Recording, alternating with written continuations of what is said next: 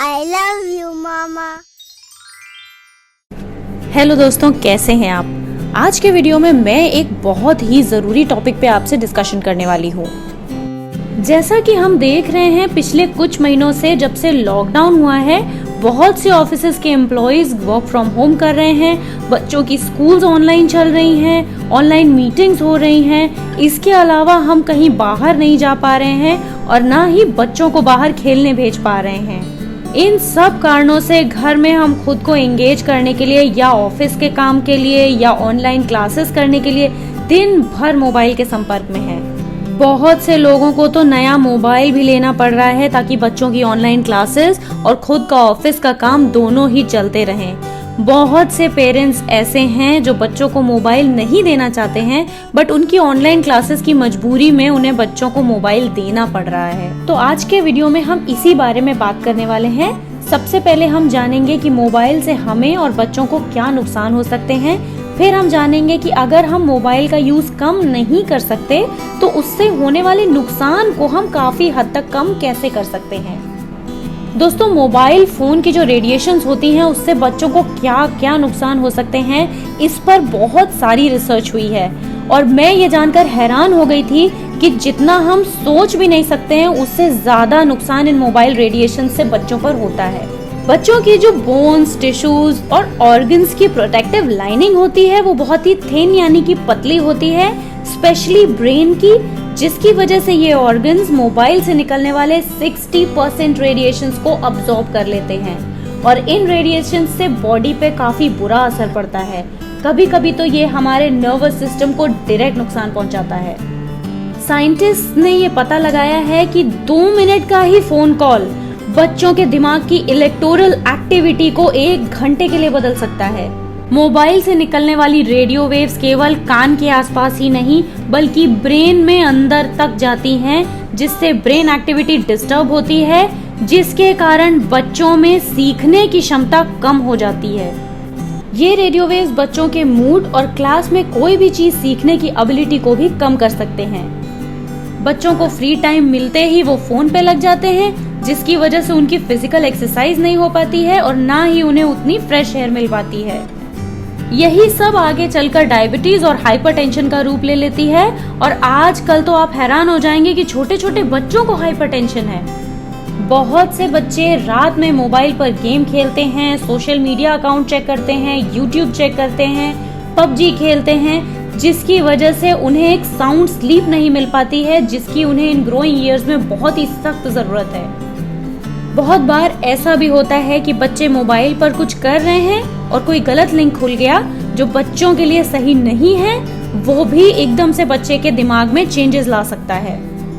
ये जो आजकल इतने छोटे छोटे बच्चे इतनी जल्दी मैच्योर हो रहे हैं, उसका एक बहुत बड़ा कारण है मोबाइल फोन्स। इसके अलावा जो आजकल इनफर्टिलिटी इतनी बढ़ गई है, उसका एक बहुत बड़ा रीजन है मोबाइल फोन, क्योंकि हम उसे जेब में रखते हैं, जिसके हार्मफुल रेडिएशन से स्पर्म काउंट पे बहुत फर्क पड़ता है।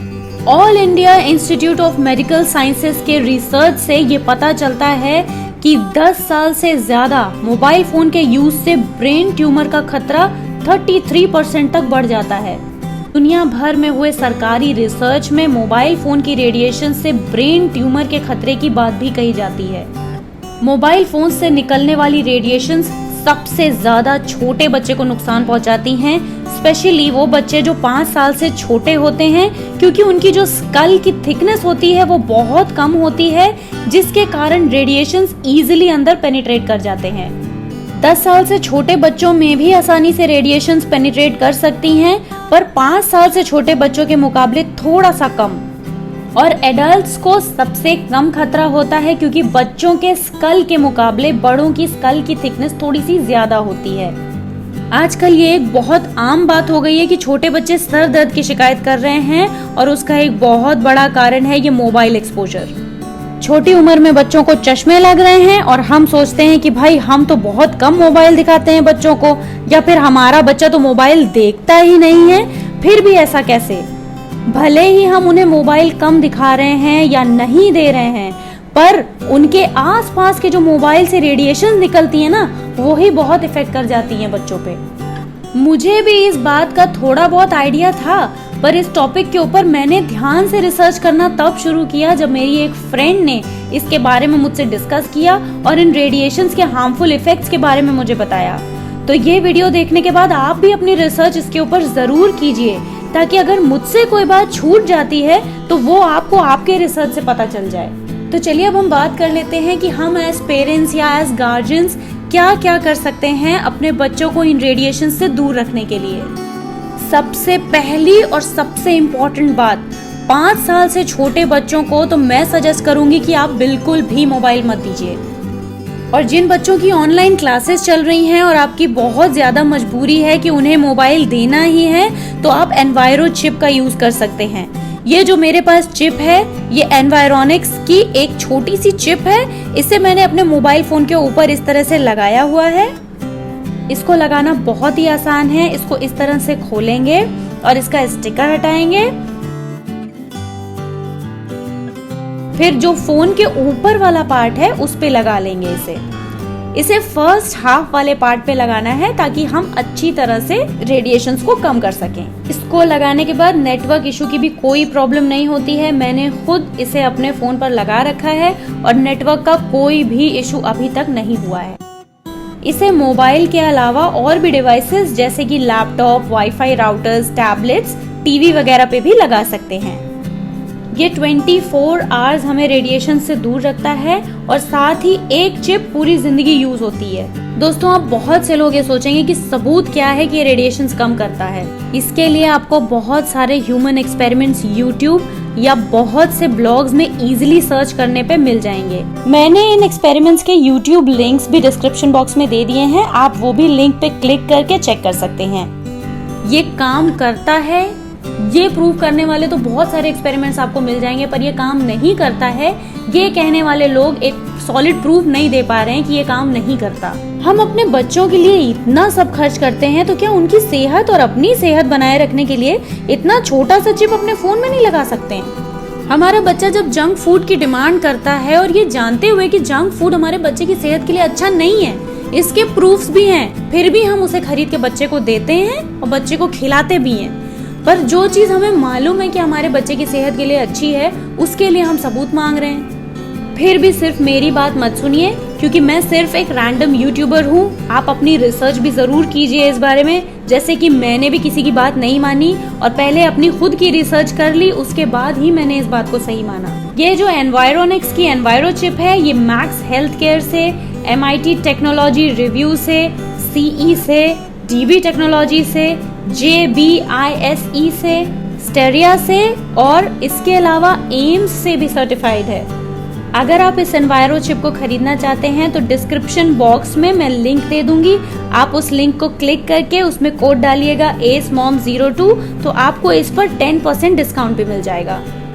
इसके अलावा बात कर लेते हैं कि अगर आप चिप नहीं यूज कर रहे हैं तो हमें और क्या क्या प्रिकॉशंस लेने चाहिए।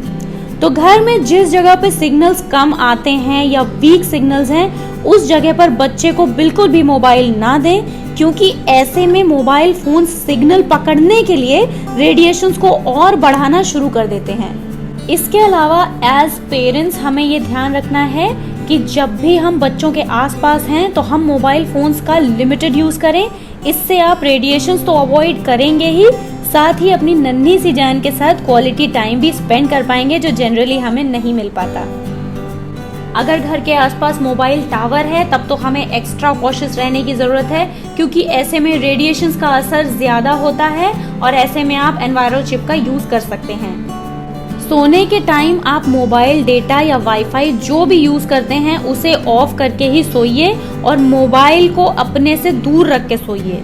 बहुत से लोगों में मैंने देखा ये आदत होती है कि अपने तकिया के नीचे मोबाइल रख के सो जाते हैं। प्लीज ऐसा बिल्कुल भी मत करिए। भले ही आप अपने साइड में मोबाइल इसलिए रखते हो क्योंकि आपने उसमें अलार्म लगाया है, तब भी आप उसे दूर रखिए और सुबह जब अलार्म बजे तो जाकर उसे बंद कीजिए। इसी बहाने आपकी नींद भी खुल जाएगी। प्रेग्नेंट लेडीज से मेरी खास रिक्वेस्ट है कि अगर आप अपने ऊपर लैपटॉप रख के या मोबाइल रखकर कुछ भी काम कर रहे हैं या मूवीज देख रहे हैं तो प्लीज ऐसा मत कीजिए, क्योंकि ये खतरनाक रेडिएशंस वूम में भी इजीली पेनिट्रेट कर जाती है, जिसकी वजह से आने वाले बच्चे को बहुत खतरा रहता है। तो दोस्तों उम्मीद करती हूँ कि मोबाइल रेडिएशंस के बारे में जो भी मैंने जाना है वो आप तक ठीक से पहुँचा पाई। फिर भी अगर कोई भी बात मुझसे रह गई हो तो प्लीज कमेंट करके आप हम सबको बताइए, ताकि मेरे साथ साथ और भी पेरेंट्स और गार्जियंस जो कि ये चैनल देख रहे हैं उन्हें भी इसके बारे में और जानकारी या हेल्प मिल सके। इसके अलावा अगर आपके इस बारे में कोई भी सवाल है या डाउट्स हैं तो वो भी आप मुझसे कमेंट करके पूछ सकते हैं। तो दोस्तों उम्मीद करती हूँ कि इस वीडियो से आपको हेल्प मिली होगी। आप ये वीडियो और भी पेरेंट्स और गार्जियन से शेयर कीजिएगा ताकि उन्हें भी हमारे इस वीडियो से हेल्प मिल सके।